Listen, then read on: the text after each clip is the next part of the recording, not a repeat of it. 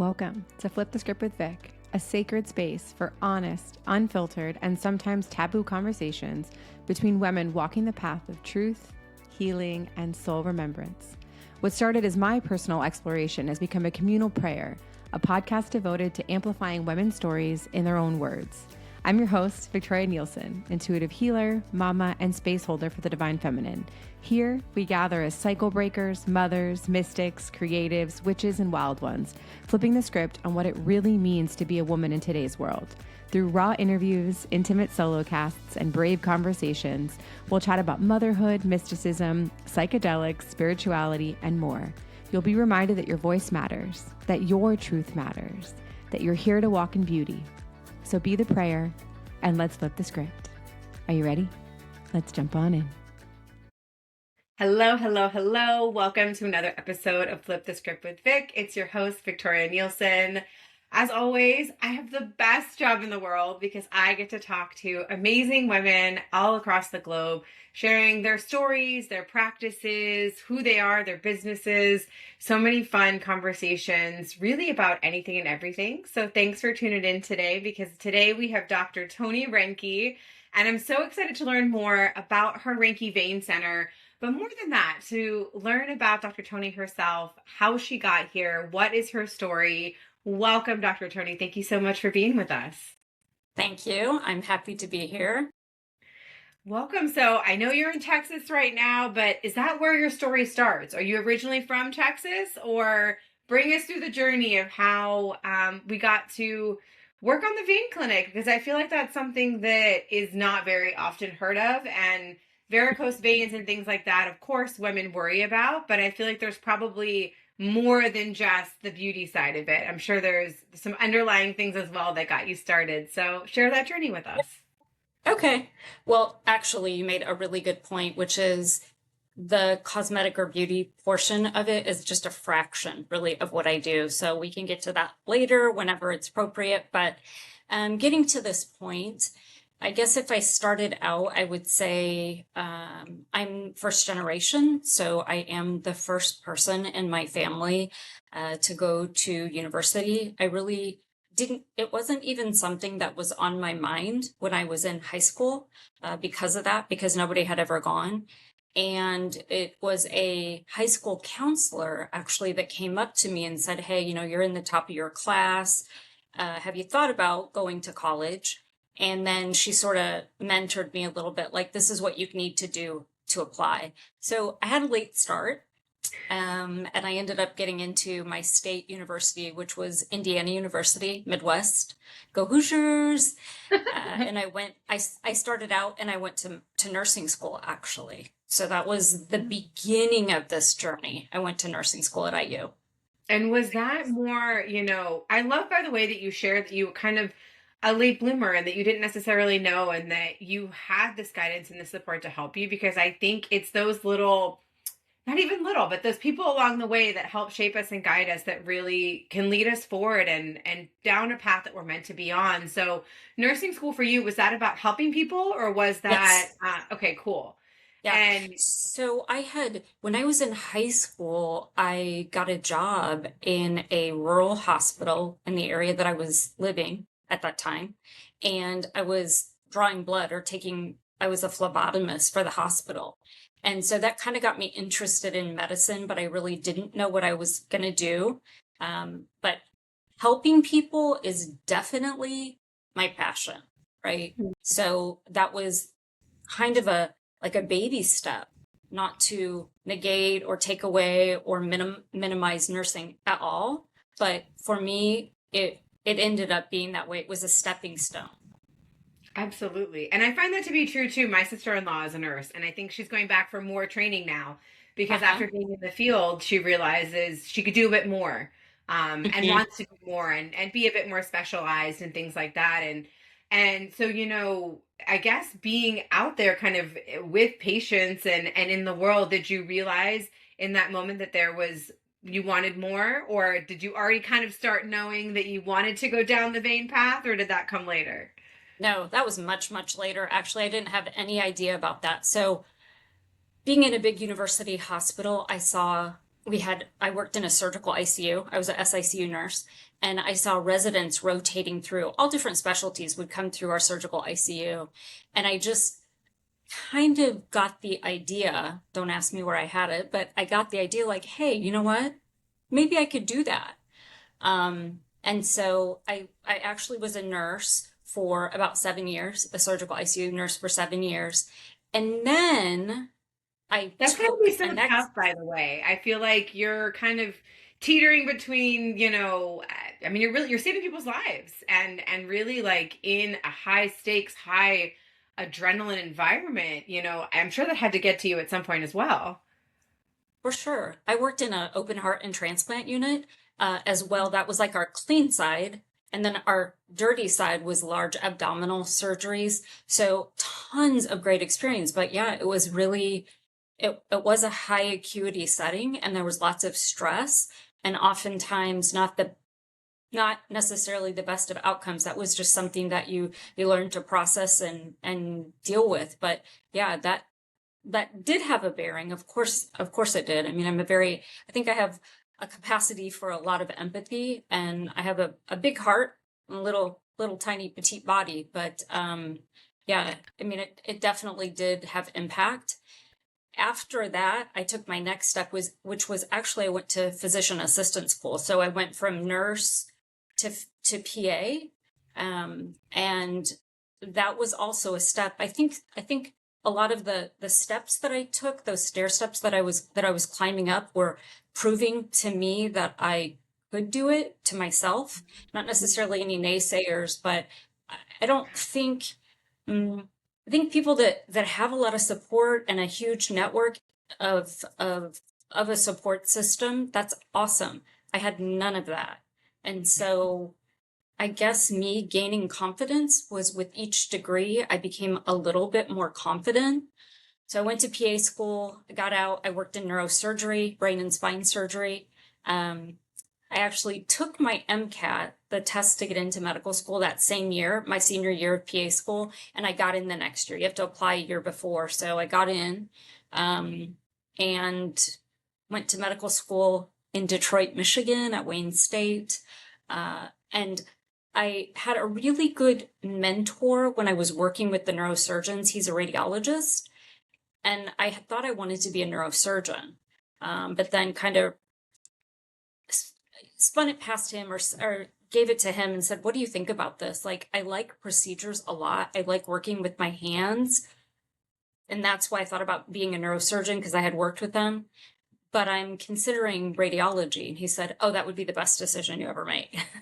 And so I Because I ended think up it's going, not like Grey's Anatomy where like, it's open on the table and there, yeah, like it's yeah, yeah, and brain surgery is like, I mean, that's a really big deal. Like I think it pausing is there just to absolutely. reflect on, you're a first generation, woman that is working your way up in the medical field. And I think that it's so interesting. And I love that you pointed out that it was for you because so many of us don't have that confidence. You didn't either. I mean, I'm like you. I had a family support system, but like financially, absolutely not. Like I had to fight for Yes. everything, that I Uh, had.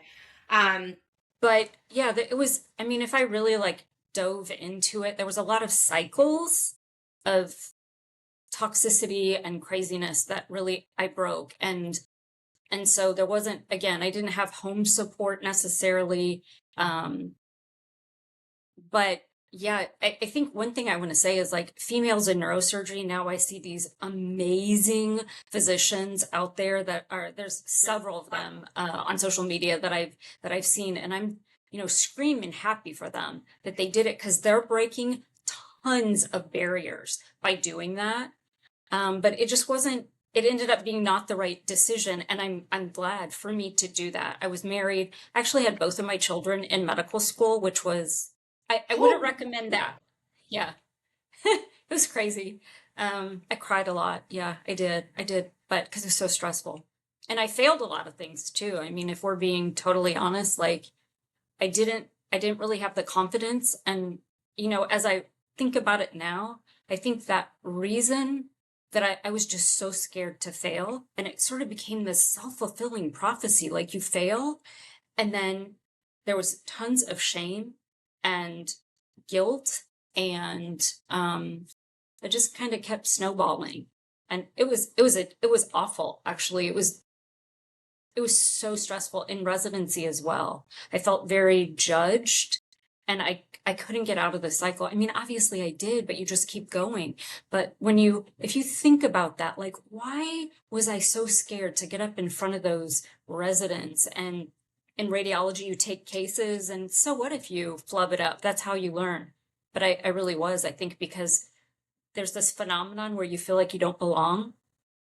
I definitely did. I felt like, see, that's why you failed, because you never belonged here in the first place. I don't know. Sounds kind of like lay on my couch and tell me about this, because it's true. It really is. Like, especially I work a lot with clients. We do a lot of subconscious reprogramming, but it's because of that, almost since we're young, that we have this story that has been sitting in our brains. And it's so hard to break that, especially when you're not seeing the evidence in front of you that's helping you. You almost have to fake it till you make it, or like believe until it's actually being, shown back to you in the mirror. But doing that with 2 young kids, I have 2 young kids right now, and I'm like barely surviving, and I'm not a resident. I know. I know. At the time I was doing it, I mean, I knew it was crazy because no one else was having babies, right? The kids, I say kids, but in med school, they were younger than me, because remember, I had been a nurse and a PA. So I was probably like 10 years older than everybody.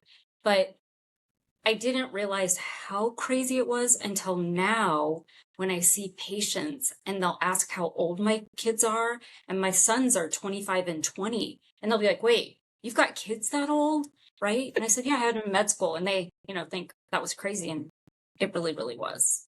And we didn't have family in town. Did you have a bit of PTSD after that you had to kind of... I do. I seriously think, like, until I got out and opened my own practice all by myself, like, until I did that, I still had a lot of issues, like believing that I could do it.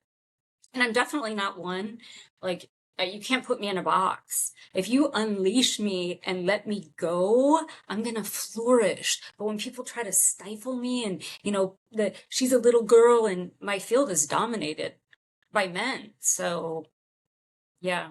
Absolutely. My subspecialty is interventional. Like, I work through catheters, and it's mostly men. And so that... Because I feel like every time you hear the catheter, it's usually, well, I guess it's not always in a male, but I feel like... It's changing, yes. But, I started 13 years ago, and when I came down to Houston, it was for a practice, and all of the interventional radiologists, we all did veins. They were all men. And, it was funny. We went through this leadership development, and it was just interesting to see the 360-degree evaluations that came back when, people were kind of sort of pointing at me like I'm, I don't know, the men, I mean, the doctors, like I'm difficult to talk to, or they find me unapproachable. Right. But when the evals came back from the 360, from the staff and other peers, etc., it said a very different story. So yeah, I'm glad. Thank God I made it. I love what I do. So lucky. So truly, and like more women need to break out of that mold. And it's not to say that, like, men are bad. We're not here to bash men, but we're here to realize that women do things differently. And actually we're meant to. And how much more could each of us flourish if we gave compliments instead of criticism? I know. Right? Like something so simple. Yesterday, in fact, I met this nurse yesterday. She just happened to be talking to me about, she has an interest in dermatology, right? So she's a nurse, and I'm going to help any woman out, like try to empower women. That's definitely my goal. So I started talking to her, and I said, I'm not a dermatologist, because she's going back to NP school, nurse practitioner. But I said, that's what this is about. She's first generation Hispanic. And I told her, I said, let me reach out to my girlfriend, who is my dermatologist, and see if she would be willing to talk to you about potential, employment opportunities in the future. And that feels good, right? There's nothing wrong with or I think it's such a privilege and a gift to be able to be in this position, is what I would say, to help other people. And especially I kind of have a focus on disadvantaged, underserved, minority, either patient populations, which I intentionally reach out to, or helping young women. It's all I do. Like my social media is interactions are about positive interactions for small business owners, women. The whole match, I don't know if you are familiar with the match, where medical students match into their residency. It's a huge thing and it just happened. Yeah. But I was all over social media, congratulating, high-fiving. I mean, I so yeah, love it's a that. You can, I mean, you can feel privilege. that through the screen. Like that's, to me, that's the kind of world I want to live in and the kind of next generation women leaders that I want to be a part of, but I also want to help, to your point, come forward because I feel like there's, I've seen in my career, sometimes you have those jaded women that are kind of those jaded crone energy where like they're like, oh, it has to be hard for you because it was hard for me. And it's like, no, Yes.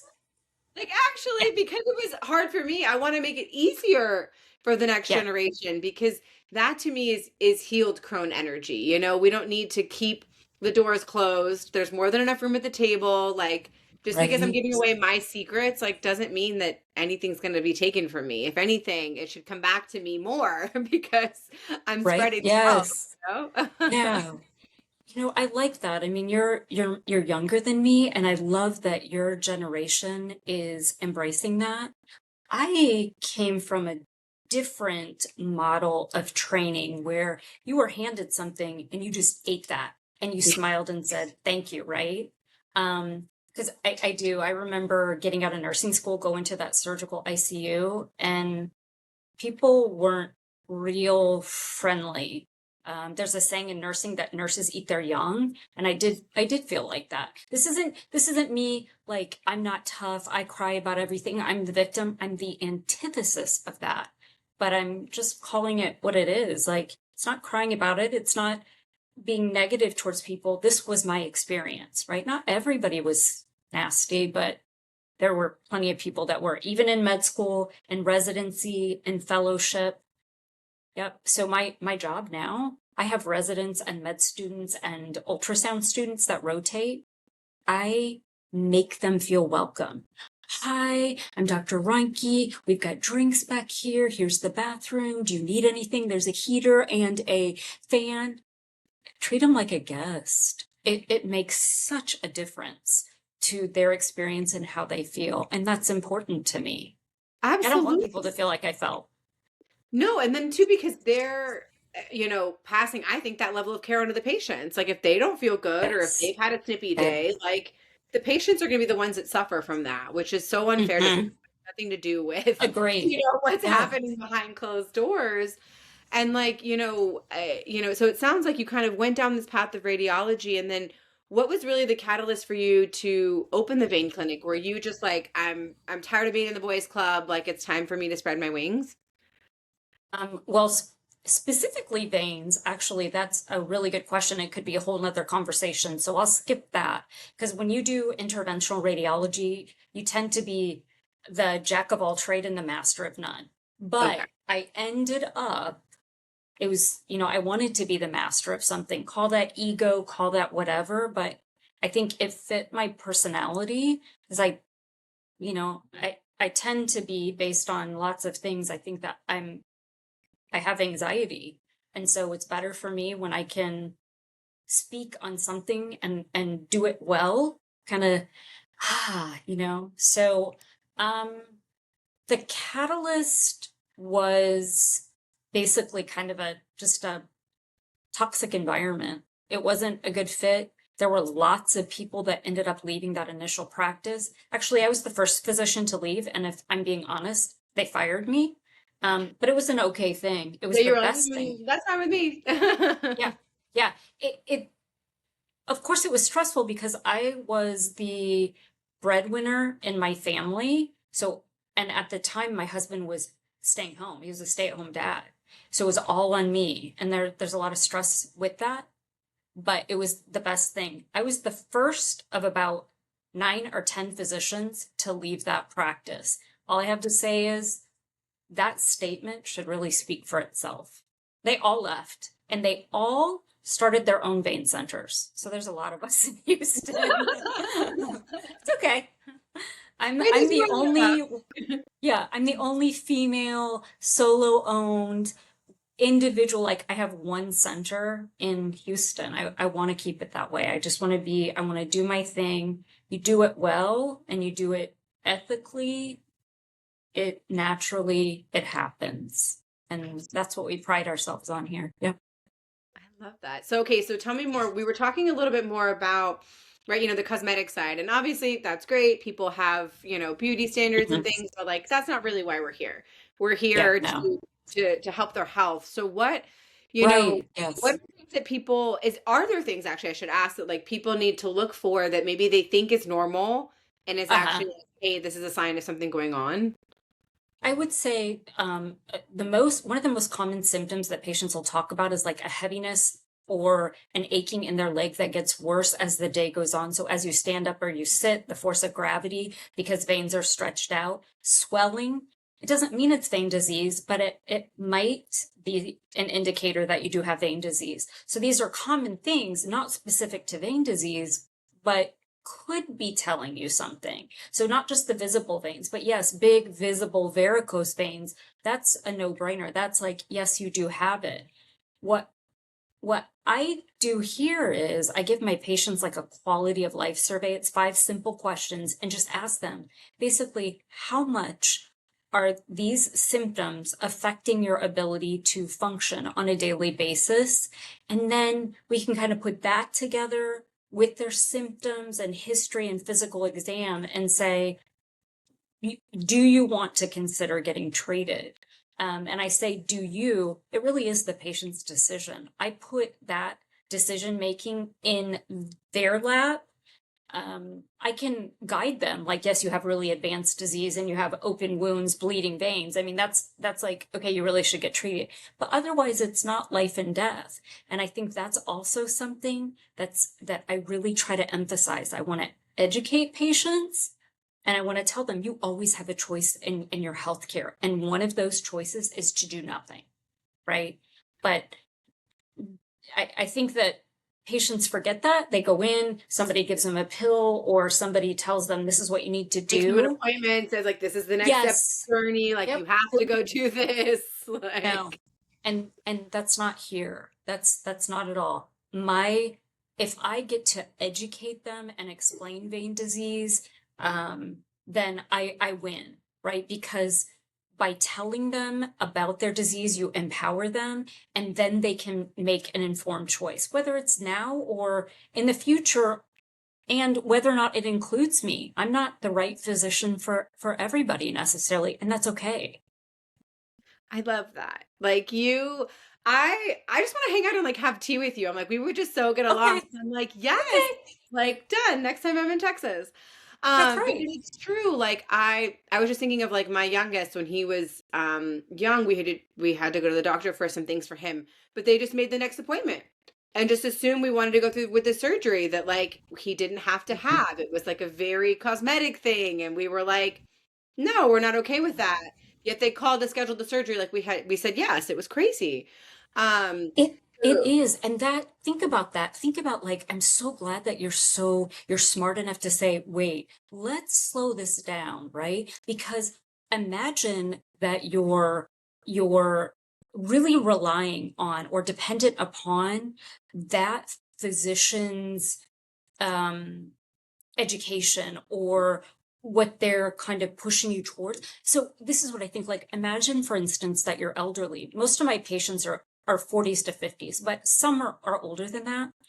And you don't really have anybody helping you make those decisions, guiding you, right? And so you just do whatever somebody tells you. So I like that there's like, hey, this kind of timeout. And that's what I want to tell patients, because the last thing I want patients to do is to have procedures with me and not realize, like, this is not a cure. There's no cure for vein disease. It's treatments. Or go somewhere else and have like a major surgery and not really understand the potential complications or implications of that surgery. So I'm so glad that you said, hey, let's take a time Yeah, out here. take a second here because it's true. Like Mm-hmm. we rush, Yeah. we want a solution in society, right? So we rush into like the surgery that you may not even need, Yes. and it's all of us. I feel like that's like it's like, oh, it's the easy Mm-hmm. solution, but really you're looking at things from that holistic viewpoint. And I love that you asked, like, how is their quality of life? Because yeah, surgery may not have Yes. the answer for you, like depending on Yes. your pain and what's happening and what have you. And do folks, as we get older into our 40s and 50s, getting our veins checked, is that something we should do? Or is it, again, if maybe we have more of like the varicose veins or we're feeling the heaviness, that we could potentially come to see you for like a vein disease check? Or how should we think about that, I should say? Well, there's probably some people that definitely wouldn't agree with me, but I'm going to go with what I would do. I don't think it's a mandatory, like, say you get mammograms at a certain age, right? That's prophylactic, or men get PSA, or we get colonoscopies. I don't think that that's necessary for vein disease. I do think, though, if you start to have some symptoms and then you're just not sure, what I would say is, for me, can only speak for me, I do free consultations. So I'll give patients legit free, not like free, free. I tell them they can come in. No, because, I'm just saying. No, So I they can love it. come It's in, true. 15 minutes. We'll go over your history. I'll give you some information like bullet points about vein disease.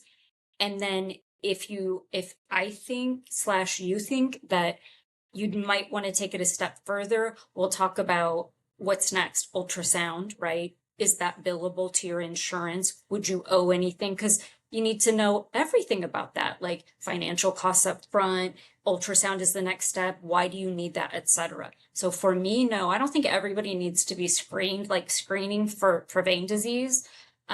Absolutely not. But if you do have symptoms or maybe a family history, because genetics are the #1 risk factor. Mom or dad has it, you have a 50% chance. So it's really high.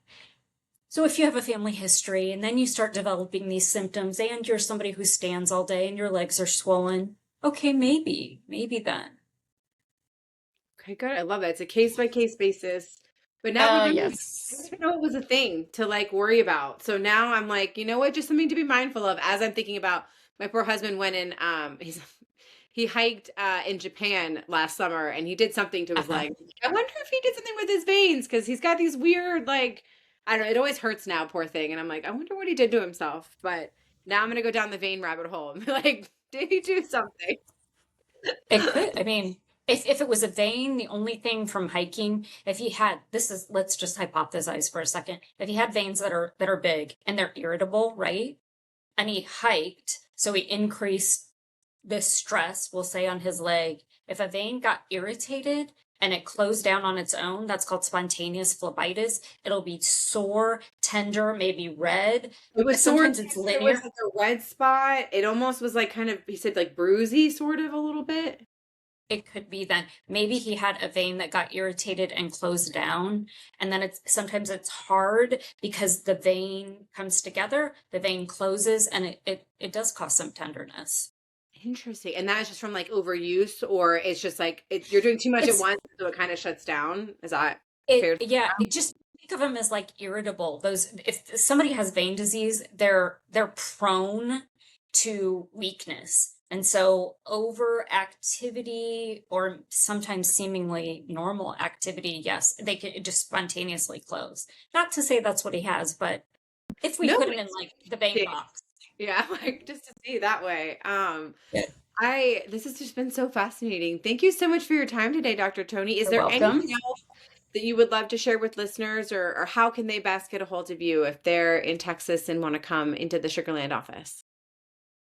Probably just a phone call. So myself or our office number is 281-394-4446. ReinckeVeinCenter.com. My last name is Reincke. ReinckeVeinCenter.com is our website.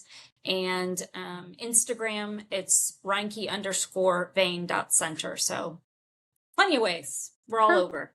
Yay! And we'll have all of those in the show notes so that you guys can get in touch. But thank you so much for your time today. Those listening, if you've been enjoying the conversation, please like, rate, subscribe, review, share it with another woman who needs to not only have an empowering conversation with another woman, but learn about the potentials of vein disease in the vein clinic. Thank you guys for being here. Be good to one another. I love you. Mwah. I'll see you next week.